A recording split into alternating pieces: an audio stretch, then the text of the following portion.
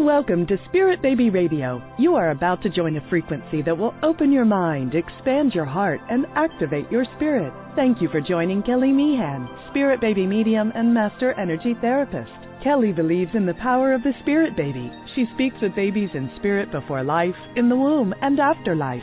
She supports, teaches, and guides others to tune into the intuitive and mystical parts of life for greater wisdom. Join her in meeting your soul baby and build your connection and relationship with deep love and trust. Welcome to Spirit Baby Radio with your host, Spirit Baby Medium, Kelly. Welcome to episode 97, September 25th, 2020, Emotional Healing, Heart Resonance, and the Way of the Lightworker. What new and loving connections are available for you? How can you trust and move from fear to faith?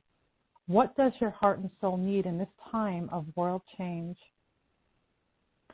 I trust that you are all well is always a big piece of this continuous 2020 energy that we are all being anointed into in so many different ways. And I do feel like it's important over these months to come back to the conversation of our world, right? It's a very big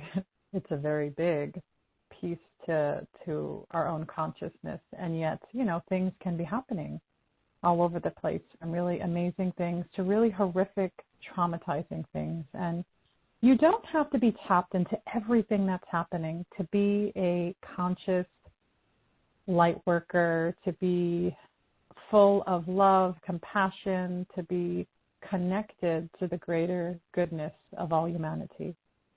And many of you that tune in may be in that space of fertility, conception, pregnancy, even healing through loss, or even just curious about your body awareness and what the future holds for you. And as the title really, I want to step and stand into, where is the emotional healing? Yes, I do feel like we are always going through emotional healing. So if you are on a healing journey, it's more of you're in a human body and it's a life journey. Healing is always continuous, I feel. And I feel like it's a very powerful word. And there are a lot of different, I feel like, perceptions and perspectives about it, right? Because maybe it feels like, oh, I've healed this, or I've moved into this space and it feels healed. There are definitely healed moments. And yet there's always more stuff coming up, right? Especially I've seen this on a fertility journey where it feels like, one emotion is being purged and it's in your face and it's so present. And then you feel like you've conquered it somehow. You feel like you've overcome it, or maybe it feels like you haven't and it feels very in your face yet again, very present. And there's no judgment on that. I do feel like we are all in different awarenesses of our own emotional healing, and it comes to us in different ways. And sometimes there are many different things that have to be done on the journey. And I've seen this quite often with a fertility journey when women are going 2, 3, 5, 7, even 10 years questioning, right? Such major, massive levels of questioning. What did I do? Is it my body? Is it my partner? Is it the baby? All these very important, curious, self-reflective questions to be with. And knowing that as you are moving into the waves of your own emotional wellness, it's valuable, yet again, especially in this time. As we know, we see it with social media, right? It's our greatest gift and our greatest poison, with a lot of information that is more censored. And I know it's a very controversial topic and energy to bring up, but a lot of things, majority of things that we read are just stories.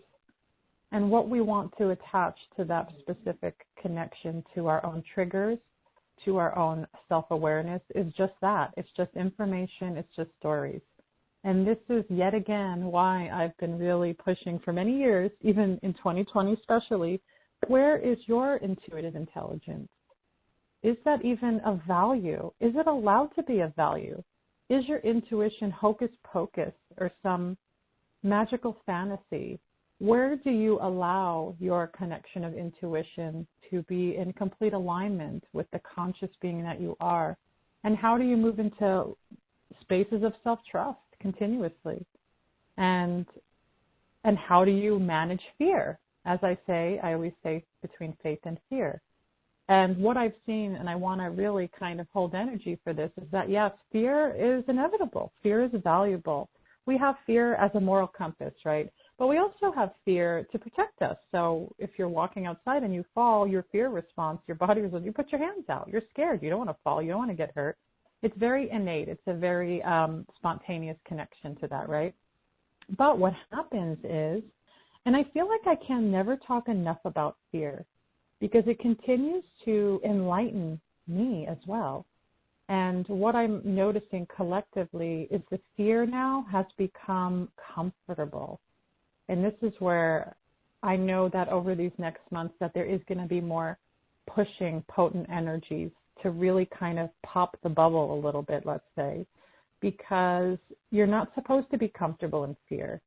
Human beings are quite phenomenal creatures with bodies that say so much, but really it's the resonating part of the soul and the spirit. And also, you were a spirit baby. I've said this before, and so is this other being that may be a part of your life, or that you may be moving into birthing.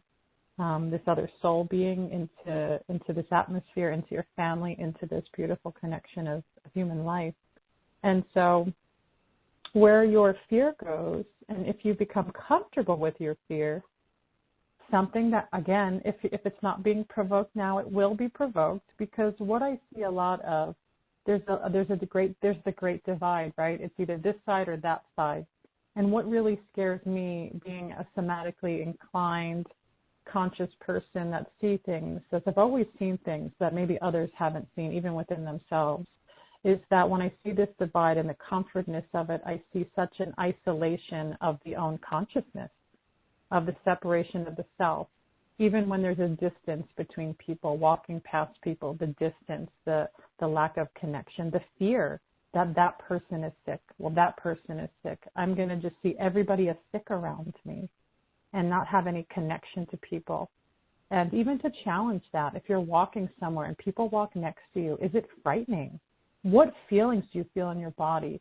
This is a good way to come back to a sense of embodiment, you know, where you are with that in your own self. And you may be very overwhelmed by so much, and you may be in such a place of disconnect at times.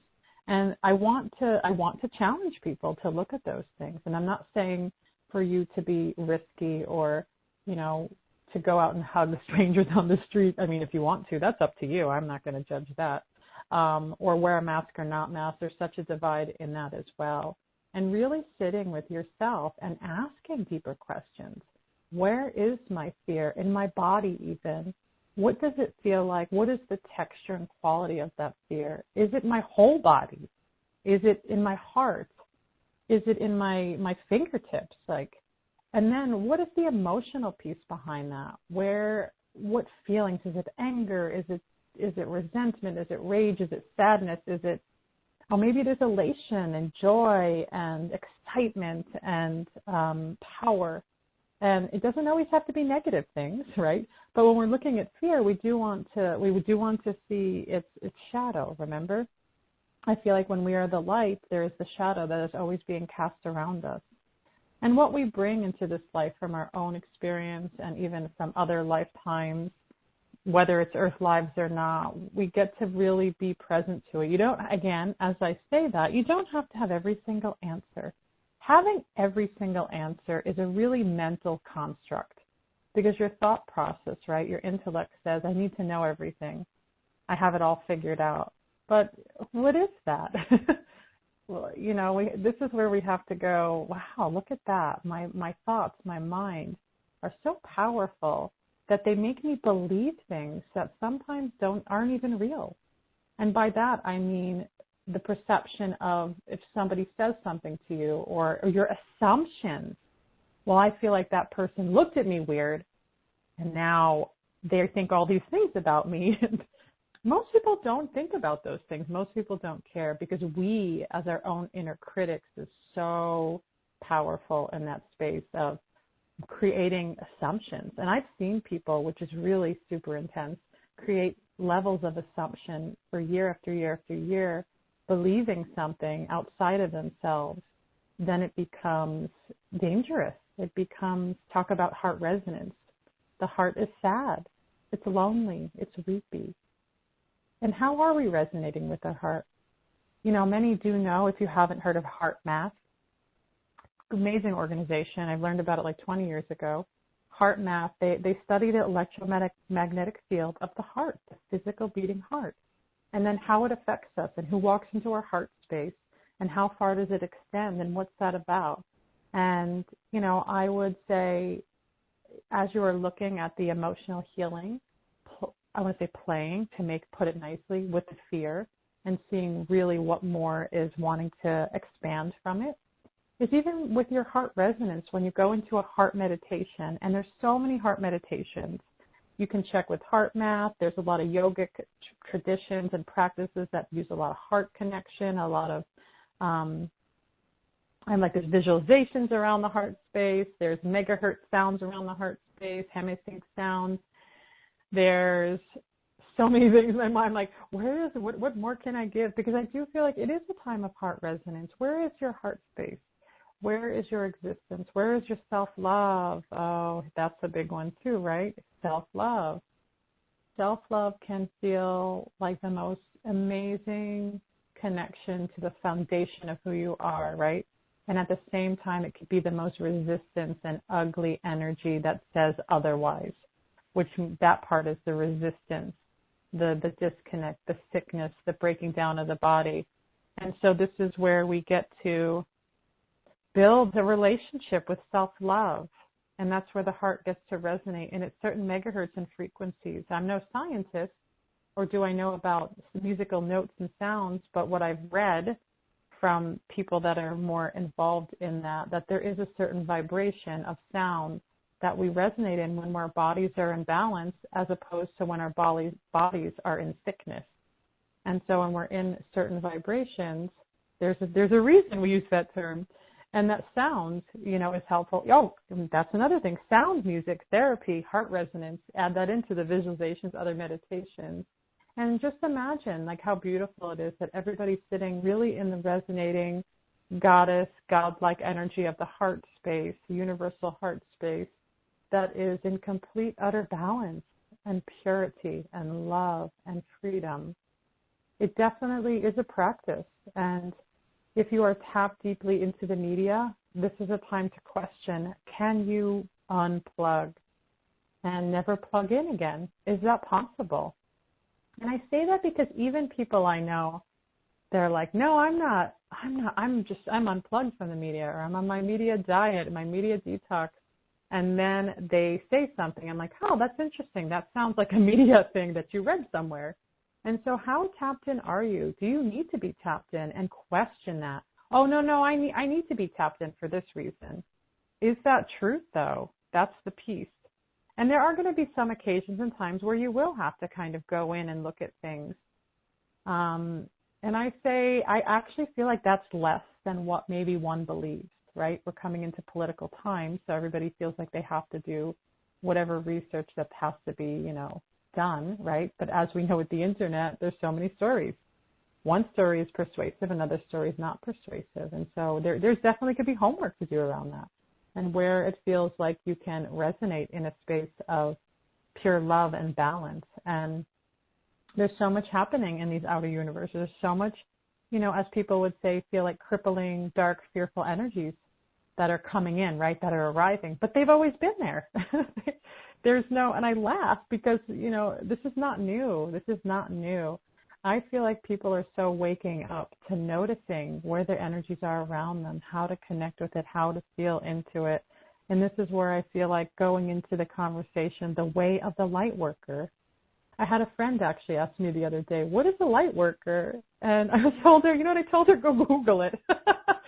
I was like, maybe I don't know if I could justify maybe for somebody that has no idea what that term is, because we hear this a lot now. And I've heard this for, again, more than 20 years. I feel like I've been in that kind of conscious awareness about this whole metaphysical, spiritual world for quite some time. And so I feel like the way of the light worker is that most people I've seen even over the past decade are waking up in so many ways where they seem not very awakened people. And it's beautiful. It's great. It's like the cracks of energy of light are like pumping fresh blood and oxygen. We'll use that metaphor into the bodies of people, and they're just like seeing things differently, experiencing things differently. And being somebody that has seen things a lot in the behind the scenes and the behind the energy of people, I've felt my own acceleration of what I'm seeing as well. And it makes me excited to want to play more with that. But it also makes me a little nervous too, because then I see things. I see things that are even more intense and dark, I'm not going to lie. And I go, okay, am I going to pretend that's not there, or can I accept that that is the balance of worlds, right? The light and the dark. And so let me see if I could define the light worker. Yeah, the light worker is somebody that really embodies a large level of light in their whole entire being, and they really step into it, stand into it, and they want to be of service to the world. And you don't have to be a service to the world and be a spirit baby medium or medical intuitive. You can be service to the world, caring for the animals, caring for the environment, caring for nourishing foods for people, caring about, how are people being born, caring for people as they're in the passing away in death. There's so many different ways to serve, or there's ways to just help other people find their inner light worker, right? We see this in coaches and in teachings in different schools of thought. And so there's different, I feel like, energies around the light worker. And it's usually the person that is more open-minded, that is just kind of, not I wouldn't say necessarily have to be 100% metaphysical. It's just an open-minded person that kind of has a gentleness, an openness, a love, maybe even a fire, and a power that wants to be, yet again, of service in a way that feels sustaining to the community, to humanity. And it's, not polluting the body, questioning what goes into the body, questioning different paradigms and structures, and questioning body autonomy, all these different things. We have to begin to continuously question it, even within fertility, questioning the, women that are receiving intervention. Is there ethical, what is the ethical concern behind, supporting women in conception in a way that has a moral value to it, instead of going, okay, just going to keep pushing your body until it's broken and destroyed. And I've seen this happen with some women, and there's a lesson in that, but not everybody's going to be ethical. And this is why we have to come back to intuition, paying attention, and seeing where our choices are being made. Are we making choices based on fear, which a lot of people do? And sometimes sometimes that's just the reality of it. And then how do we make choices based on faith, like really a deep level of self-trust? And so I'd like to believe that those that tune in and connect have a light worker's quality about you. And again, you don't have to be some super psychic empath. You could be, and that would be cool and fun, kind of. But, your light worker abilities and your purpose comes in different ways. And I've seen a lot of light workers, and I do feel like it's like weaving together the sacredness and beauty of community and the service that we are all here to be of service to each other. And as I say that, though, too, it doesn't mean sacrifice. Now, that's where I feel like is the piece of balance. It doesn't mean sacrificing your health over another, or sacrificing to do something that's out of your own spiritual alignment and intuition. Because that's the other piece. Because I do feel like we have to come back to the self, where you exist, where is your purest selfless ways begins with you, and then ripples out to your community. And by that, when you wake up in the morning, you connect with your world. You're brushing your teeth because you care about your teeth. You brush your hair, you care about your hair. You're eating nourishing foods, you're exercising, whatever it is, because you care about yourself and you care about your family. And then that ripples outward, like I want to be of service now on this next piece as well. Because I do feel like if we don't know who we are internally and where our self-love is, then we become disconnected and we create everything outside of ourselves. Well, I'm going to do to the detriment and sacrifice of another, which then we have to question, why is my energy doing this? Where does this come from? And coming back to that. And I do know when a woman has been on a long journey with fertility, or even a very maybe challenging pregnancy, that there's so much energy around that. And these different pieces that I've shared even over this time of where our emotional space is, where our heart resonating is, where's this light worker energy we embody, all has everything to do with the foundation of our, let's say it sounds so big, of our existence, but also the foundation of what we are presenting. You can just, you could feel called to be a mother, and that is of service. That your body has this innate ability to create, which I know can feel very triggering because some women can go year after year after year after year and feel no sense of creation. And there's always a deeper kind of connection to that. I can't even say, well, this is why. It's so different for each person, as I've seen. Again, remember, you are the canvas. And the world since your birth into this world has been painted with so many different colors and so many different etchings and, little tokens and little pieces. And you're constantly building the story on this canvas of who you are. And that deserves adoration, that deserves self-love, and that deserves appreciation. And so if you are one of these kind of beings that are in this space of struggle and always questioning things, something to come back to look at the emotional part of your existence, to see where your heart resonates with, and to see what is wanting to be provoked in your life right now. Because I do feel like when there's any type of infertility, right, I always like to go, what wants to be provoked? What wants to be changed, especially in that sacral energy, right? In the space of the womb, though, all the energy always comes into the womb because that is the way station, we'll call it, to coming into physical body. And many sense and feel, maybe even more stronger now than before, their children. And they're going, where are you? My heart is like aching for you. And you're building that connection, that communication in so many different ways. Because yet again, I will affirm there's not one way to build your connection and communication. And this is why I created Spirit Baby Oracle cards, answers from your spirit, baby, because I wanted to show with all the thousands of people and babies that I've met that they do communicate in different ways. Sometimes they want you to connect with the art energy. Sometimes it's about music. Other times it's about writing, telepathy, your empathic connection, your psychic space, going out into nature, and just even provoking where your emotional connection is to yourself, to continue to offer you a sense of guidance along the way, along the journey, and even into pregnancy. And sometimes those ideas that are created don't always show up the way that maybe is expected or wanted or desired.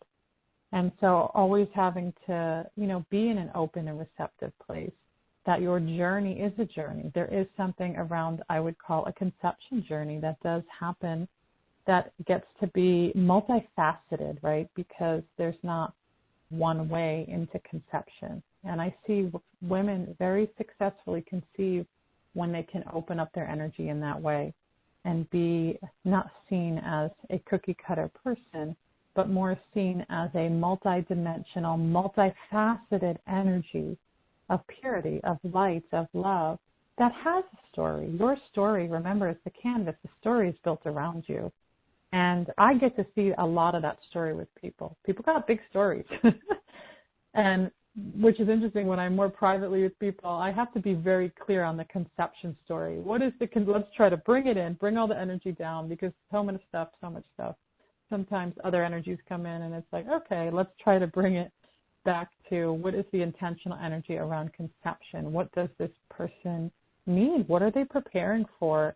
And what can baby energy really share in that space, or babies, that can continue to build upon it? Because really what it comes down to, any of the spirit baby work with any healer, any psychic, any medium, it really comes back to you. And I can't say that enough, because I've had so many people question that too. About, well, this many psychics said this and this. Is it me? Is it them? And this is where you just get to receive it and come into self-discernment around what is being received and what that looks like. Because what I want to say, which I feel like is so important, life doesn't offer guarantees.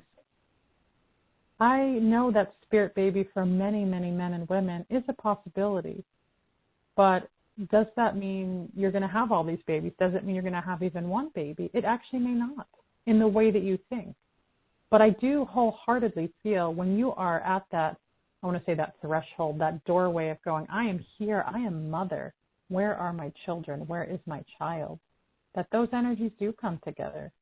And you get to see how to create a canvas next to your canvas around what that's about, what that looks like, how then you continue to build that connection with who you are.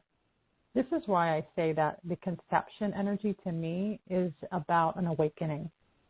And so you are on an awakened journey, and you are building your practice of connection with yourself, number one. And number two, connection with your outer energetic world and with baby. And that's how that works. You can't jump ahead to two without one.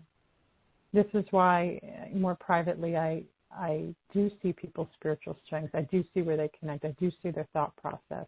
And again, you don't have to be some super psychic to have a resonating connection with your child. And there's so much around that energy, I feel like, and there's not a lot of information. There really isn't. There's a lot of mystery, and I know I'm writing the words down, and hopefully in the new year, getting more awareness around that in more of a book form within my own philosophy and connection as what I've seen to really be of service to others. Because the spirit baby world has told me this multiple times. These souls coming into creation, they want their parents to hear them and connect with them in ways that feel intuitive, that feel aligned. And alignment is not about perfection. You don't have to have the fancy house, the perfect body, the perfect clothes. That's Earth's idea of perfection. And so babies are looking for emotional connection. They're looking for their soul-to-soul match with you. And some of them have history. They have history. You had history with them. Most people have had a connection in another life form, which is very hard for us to understand because now we're asking ourselves to look at something that's very multidimensional. And I do encourage people that. I encourage you, if you're on a conception journey and there's such a deep struggle, provoke the energy. Don't stay the same. What is not changing? And if you're in pregnancy, congratulations. If it's feeling like you're just feeling more expanded, and yes, there's going to be issues that come up, emotional stuff, your heart's cracking open to another level, heightened intuition. It is a very sacred, very small window of time. And to be embodied in that experience and to be in reverence and to be in appreciation. And then let's say you're somebody that's dealing with birth loss, which, allowing yourself to move through the sacred channels of grieving. When I talk about birth loss, I know I say it so generally, but because there's so many different, experiences under the umbrella of birth loss, I'm talking about miscarriage, which is like the brush up connection of energy around almost conceiving, right? And there's different levels under there from ectopic to, I feel like there's other forms of like miscarriage underneath that umbrella that really, would fall within that space when I say birth loss, as well as termination, as well as, later trimester loss of stillbirths, as well as infancy loss. Sometimes baby comes, sometimes there's a medical issue, sometimes there's no medical issue, and then baby comes into this world and they die. And there are, shattered pieces that are having to be looked at and picked up even within that space. And how yet again that offers another connection, another journey that then brings your heart right into this resonating space that brings your emotional healing to this whole other level. And as well as still holding the truth of the light worker of service. And so no matter where you are in your journey, connecting with your intuitive heightened self is valuable. Watching your fears in this time, I feel like, again, remember the persuasion of fear. I'm seeing people become normalized with their fear and angry at the world around them, but justifying it. And then knowing that baby energies are around, they are going through their own different vibrational states, which means their frequency may be changing, maybe connecting at times and not connecting, and it may make you nervous. Keep at it. I tell people that are really like, I'm just so ready to be a mother, and I see their energies deeply, highly intuitive, and I go, well, here's like one of the secret recipes I tell women. Find an energy modality that you resonate with, whether it's Reiki, energy matrix, polarity therapy, integrative energy therapy, and that's just a few of like probably 600. Create an energetic practice. Who are you on a soul level? Do you even know what a soul is? Can you find your soul self and sit and lay in that space? And can you do whatever work is being asked of you in your emotional body and ancestral work? This is why I'm a big promoter of getting energy healing work, and I do have a small list that I do offer with some people when I see, wow, they would do really good with some energy work. As well as being in the energy of Spirit Baby all the time. Being a little obsessive about it is not bad. Reading books about the topic, being in the group. I do have a Facebook group called Spirit Babies, and I believe you can find that on my webpage where I have it listed, which will be listed on this episode 97. I also have for birth loss, the Afterlife of Spirit Baby, which is a separate group. And it's a beautiful group, very supported by so many different women who have these different experiences and connections with their child or children. And they want to have the conversation, being around it, that's doing the deeper healing. And so submerging yourself into that world, again, reading the books, being around people of like-mindedness. I will be offering drop-in classes on occasion. Let's be with the energy of each other and resonating with each other and talking about it, because that's creating the frequency of it, that's being around it, and then you get to see what is my next step into becoming mother in this earth-bodied way. And of course, I'm going to say getting the Spirit Baby journal that I created called Sacred Communication, provoking questions to really look at things. I think that there's, there's 25 provoking questions with images, with space to really write about it. And of course, doing oracle decks, crystal cards, moon cards, goddess cards, and my Oracle, Spirit Baby Oracle deck, as well as creating an altar. I love creating an altar. My altar is always changing. Right now I have this gorgeous autumn leaf and this goddess and all these beautiful peaches and tangerines reminding me of the autumn energy. Have candles there, and I'll burn incense around it, and I'm changing all the time because I want that beautiful artistry, this canvas of love outside of me I'm creating to remind me of my own sacredness, my own beauty, and my own goddess essence. And this is what we all need to be doing. This is what we all are moving into, our own spiritual adoration, our own spiritual reflection. And if you have poems or prayers or mantras, adding that into it, really create a plan. Don't be scared to sit there and write down a list with a beautiful marker, of course, and paper going, what does my conception journey look like now? Not what it was yesterday or weeks ago. What does it need to look like now? What feels like in resonation with me? What feels right? And as you write those things down and you're looking at them, you'll get more connection and feeling. I know when I was in my second pregnancy, I felt like my first pregnancy, there was a lot of things I couldn't do and I wanted to, because it was so overwhelming to me. And so the second time I'm like, okay, I'm going to have someone paint my belly. I'm going to do, this other type of belly cast. I'm going to do photography. I'm going to, and it was like writing that list and looking at it and doing that self-care. It's so loving.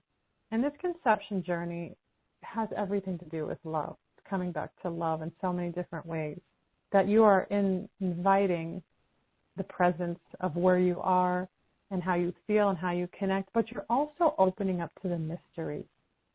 So you're allowing both worlds to merge together. And so I'm hoping that in these last piece here that you have gotten some deeper ideas and kind of where you're at and what does these next steps look like. Because I do yet again feel like what's not being shaken up in the energy, where is the reboot? And as of today now, you can do that. And I know seasons changing. In Northern Hemisphere, it's autumn. I feel like in other different parts of the world, it's, there's different times of change. But now could be a good opportunity. And I don't want you to go, oh, but look, I had it all figured out weeks ago. No, right now. And what this energy brings. What is the dream board, right? What does the dream energy look like, even over the next month? And so allowing yourself to breathe with it, to sit with it, and not to get held by what it needs to look like, but like, yeah, where am I at? What do I want to do? I'm going to even journal about it, add that in there, throw some essential oils on, and then really kind of looking and being quiet with the self, going outdoors, going indoors, and just listening. And I feel like, you get to see what next serves. And I'm really glad that you have joined. And, I know yet again we are in such a incredibly expansive time, to put it more nicely, but yes, also a very intensely uncertain, scary time. But I want you to know that you are deeply loved, that you are eternal, and that you are blessed in many ways. And I hold that those blessings continue to come to you in great depth and awareness. I want to thank you for joining episode 97, Emotional Healing, Heart Resonance, and the Way of the Light Worker. And over the next months, I hope to come back again in between the different amazing guests that I will be having, and coming up to not too far into November, into episode 100, which will be a group of us talking, connecting with the spiritual energy of fertility. Thank you. If you like my podcast, please subscribe, leave reviews. Thank you for joining. Please check out yet again Sacred Communication, Spirit Baby Journal, and Spirit Baby Oracle Cards, Answers from Spirit Babies. This is Spirit Baby Radio. Thank you for joining Kelly in the energy of awareness, love, healing, and soul communication. Please join the next episode at www.soulbabycommunication.com.